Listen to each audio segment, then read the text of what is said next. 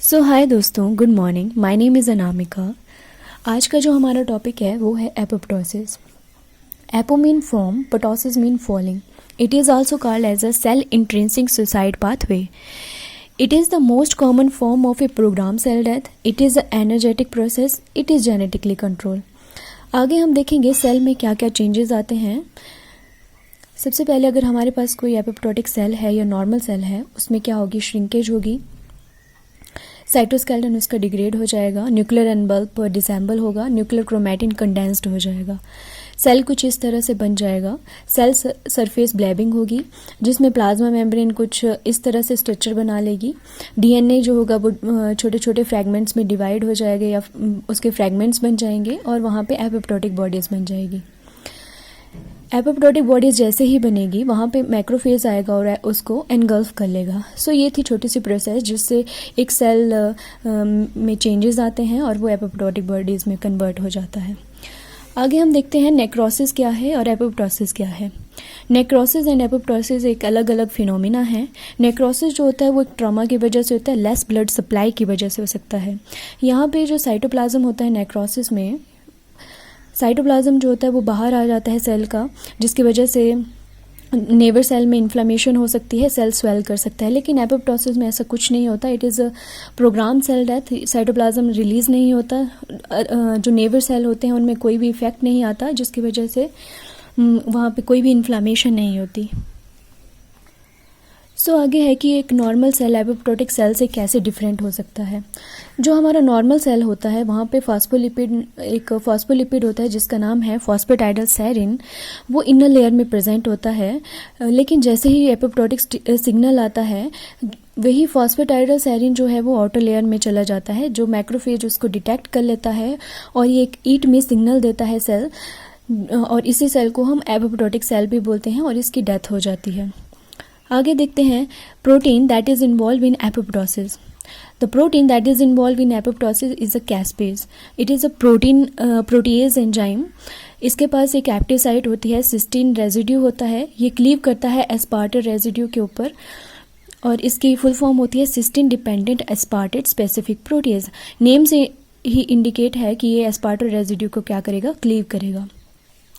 There is total 12 caspase that is present in mammals. It is divided into two parts. First is the inflammation and second is the apoptotic. Inflammation में जो caspase आती है वो होती है 1, 4, 6, 11 and 12. And apoptotic में जो आती है वो होती है 2, 3, 6, 7, 8, 9 and 10. सो एपोप्टोसिस में दो तरह की कैस्पेज प्रेजेंट होती है. The first is initiator caspase and second is executioner caspase. Initiator caspase में आते हैं 2, 8, 9 एंड 10. एग्जीक्यूटनर कैस्पेज में आते हैं 3, 6 एंड 7. सबसे पहले सेल के अंदर कैस्पेज जो होता है वो प्रो कैस्पेज के फॉर्म में प्रेजेंट होता है, जो एक इनएक्टिव फॉर्म होती है. जैसे ही एपोप्टोटिक स्टिमुलस आता है it will converted into active form. Initiator caspase क्या हो जाएगा, एक्टिवेट हो जाएगा. और इनिशिएटर कैस्पेज किसको एक्टिवेट करेगा, एग्जीक्यूटनर कैस्पेज को. There is two pathway for apoptosis. First is the intrinsic pathway and second is the extrinsic pathway. Intrinsic का मतलब होता है जो सेल के अंदर से ही सिग्नल आएगा और वो एक्टिवेट हो जाएगा. लेकिन एक्सट्रिंसिक में एक आउटसाइड सिग्नल की रिक्वायरमेंट होती है, एपोप्टोटिक सिग्नल की रिक्वायरमेंट होती है. So the first one is the extrinsic apoptotic pathway. यहाँ पे एक्स्ट्रा सेलुलर सिग्नलिंग मॉलिक्यूल आएंगे जो एपोप्टोसिस को ट्रिगर करेंगे. Extra cellular signalling molecule cell surface receptor के ऊपर बाइंड करेंगे और receptor in case of extrinsic apoptotic pathway is FAS, जिसका नाम होता है fatty acid synthetase ligand. Fas L जो है वो लाइगेंड की तरह बिहेव करता है और फास R जो है वो रिसेप्टर की तरह बिहेव करता है.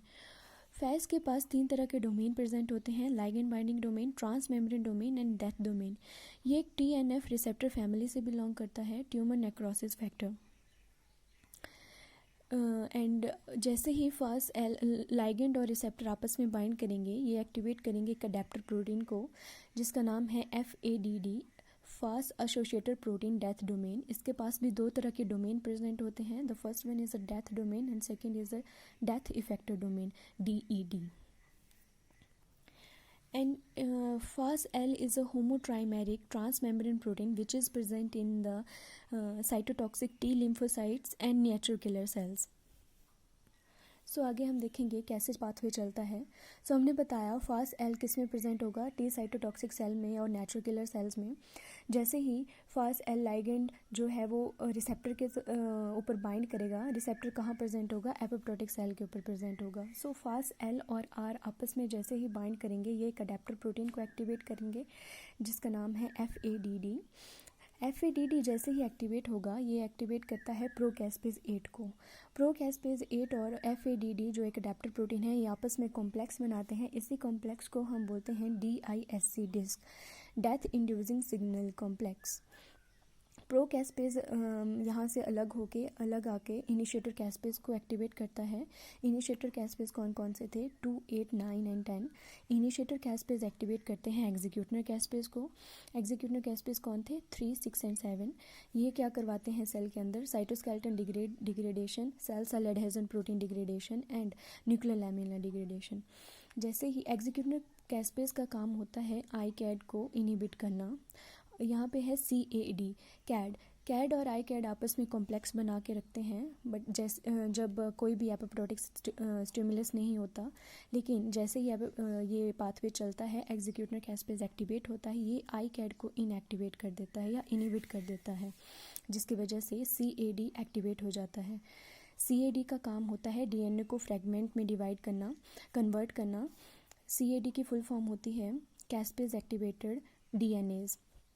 ये ICAD इसके फंक्शन को इनहिबिट कर देता है, मतलब DNA को डिग्रेड नहीं होने देता जब कोई भी एपोप्टोटिक स्टिमुलस नहीं होता।